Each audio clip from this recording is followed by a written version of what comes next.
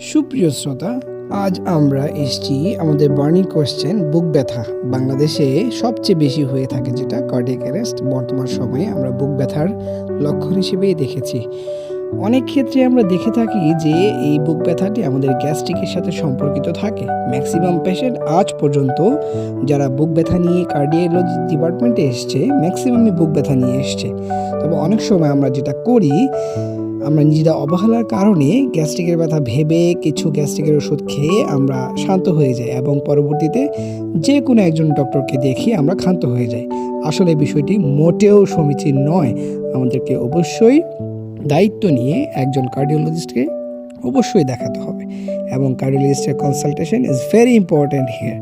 কারণ আপনি যদি গ্যাস্ট্রিকের ব্যথায় ভুগতে থাকেন, আপনার হয়তো বা কিছু হবে না। বাই চান্স এটি যদি কার্ডিয়াক কোনো প্রবলেম হয়ে থাকে এবং আপনি যদি সেটি অবহেলা করেন, সেক্ষেত্রে কিন্তু আপনার অনেক বড় ধরনের ক্ষতি হয়ে যেতে পারে। মূল্যবান জীবনটি আপনি একদম হারিয়ে ফেলতে পারেন।